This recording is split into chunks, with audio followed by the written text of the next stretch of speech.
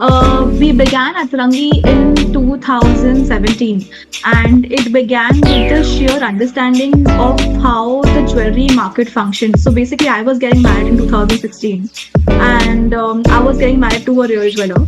And when I was going to buy jewelry for myself for my wedding, I just found the whole market to be very disorganized. And I thought basic things like getting matha pattis or matching pieces was a pain. There were different prices all across. You get exhibitions in different stores. No one gave an understanding of what quality was better and was not great. And then I got married, and my husband does real jewelry. He gave me a kind of understanding of how real jewelry looks. I tried helping him with his work, and that's when I understood what looks real, right? With that aspect, I thought there's a good gap in the market to explore my future here with Atrangi. So I started this brand. This was a time where a lot of jewelers were sort of doing fancy English names, and I thought I wanted a brand which was catchy, and I also wanted to sort of target that I'm doing an Indian occasion wear jewelry, which is why we chose Atrangi. Atrangi means unique, it means different, and that was the whole idea. And the vision was very clear. I wanted a jewelry brand which was purely Indian, made in India, and the fact that it could cater to every Indian possible. Every person who's looking to buy jewelry could be catered with it. Like even your 17-year-old who's looking at funky college wear. At the same time, a woman in her 30s or 25s getting married, or someone in the age of 60s who's looking at things to wear for weddings or destination weddings. So we sort of transition our strategy. We work with occasion wear jewelry during the wedding season, the Diwali season, and then we transition into more daily wear versatile pieces during your off-season time. So we cater to all sorts of markets, and it's a massy jewelry brand, one-stop solution for everything jewelry. With the prices are very affordable, but the quality is outstanding. That was the whole idea of making sure that we have a brand which sort of is one-stop stop for everything jewelry.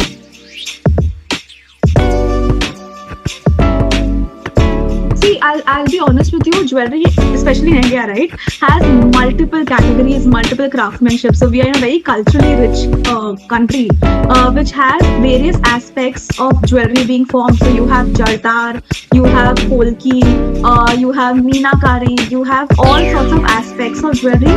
And to be able to filter it all and bring it into one organized pattern was the biggest challenge we faced. But we deal with all of it. Like if you want Polki jewelry, you'll find it with us. If you want Kundan jewelry, you'll find it with us. If you want Jadao, diamonds also for that matter, you'll find it with us. What also we do and try to focus at is multi-gemstone jewelry right now, which is the current wave. We existed there as well. And understanding what sort of jewelry gets used in what sort of occasions. Like for a Sangeet, a woman would ideally wear diamonds. For a wedding, a woman would ideally wear polkis. So we cater to all those aspects. So if you talk about what kind of jewelry or what make we have everything screaming jewelry, right? Or anything you can find in real, you will find an imitation with Atrangi, and that was the whole vision. So that is there. Which sells the most for us is Polki for us, because I think Polki anyway in India sells a lot when it comes to occasion wear. So that does really well for us. Meanwhile, keeping that aside, we have our solitaires which sell throughout the year like water. So that performs very well for us as well. Your basic solitaires, and you'll be surprised from 1 carat to 3 carat to 5 carat in the same setting as screwback, like how real jewelry has it. We have that too. So I think in terms of you asking what sells very well for us, it is going to be solitaire diamonds. At the same time, polkis, which during season does the best for us.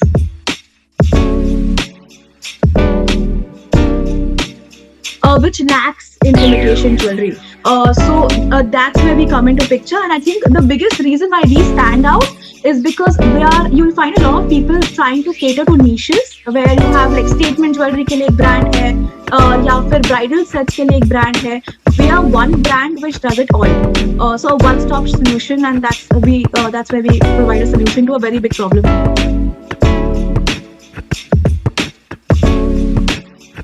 So as of now, we are obviously on Instagram, majorly online. 80% of our sales are online. We have our own website platform. We don't have like any other platform as of now. We decided doing our own website in terms of like profitability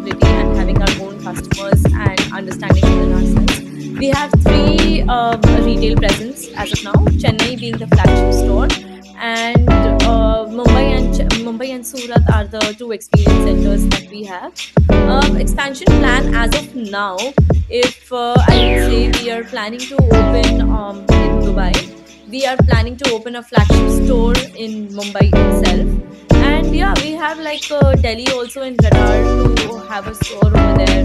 These are the three current options that we have, and simultaneously to increase our budgets over performance marketing and increasing and expansion plans over there as well, and organically obviously.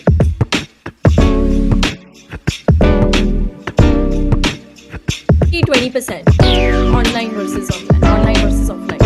So offline within 3 stores we have 20% of split, and 80% is website, our own website.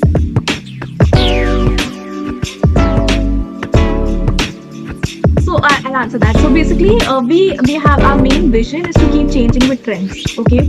So depending on what's selling out there, and in the real jewelry, in the fine jewelry market, we sort of understand what trends are going to be working with us, and we study that very closely. So depending on whatever trend is in market, like at this point in time, we have a lot of multi gemstone jewelry which is selling. So yes, we've catered into that as well.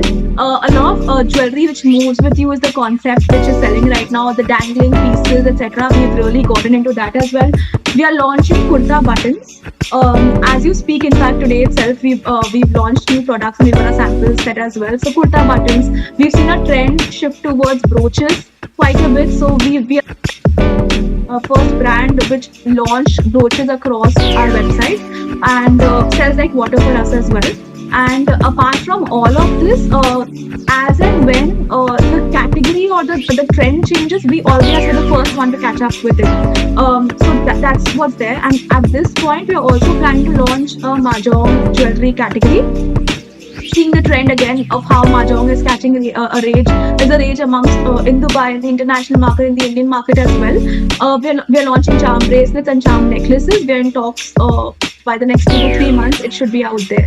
But like your festive launches keep happening, like a Diwali launch, your Karwa Chauth, where we do like Tika and Mom Tika sets. So all of that keeps happening across. But if you ask specifically, at this point, we have our kurta buttons and mahjong jewelry lined up.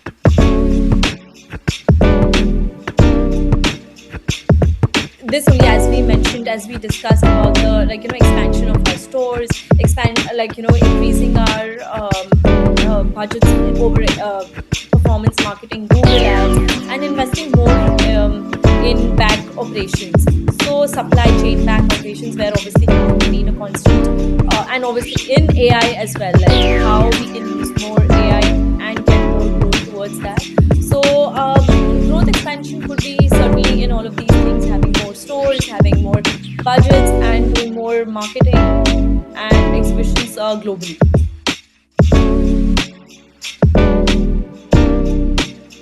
Is the major international plan that we have. And then as and when we see the response over there, and from where people are coming more to in India or in Dubai, or we see our back data research as well online, what from where we are getting more orders. Say in India we're getting more orders, we have more customers from Delhi, say for example. So then that's why we look more towards Delhi, where we have existing database of customers.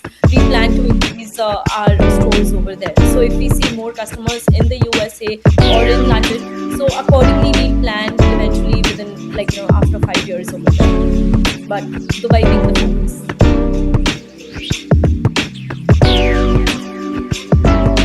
So each year we are growing at about 30 annually. ARR is about 30 to 45%. So we obviously want to grow at that rate and plus more. So we are targeting about 50% annual ARR that we want to increase in terms of revenue to what we have currently, and that will obviously come along with the more number of stores, more like the experience center, for example, that we the flagship store that we're going to have in Mumbai. So it will more come from that the 50%, 80% annual ARR growth that I'm talking about. And that's the growth plan that we have as of now. keep it very simple. We basically want to become synonymous to jewelry. So basically, if you think of milk, you think of Amul, or if you think of water, you think of Bisleri. So when anyone thinks of jewelry, we want them to think of Atrangi, and that's the main goal that we are going towards. Of course, making sure our sales increase likewise, our reach increases likewise, and we're not gonna stop. We're gonna do whatever it takes to reach there.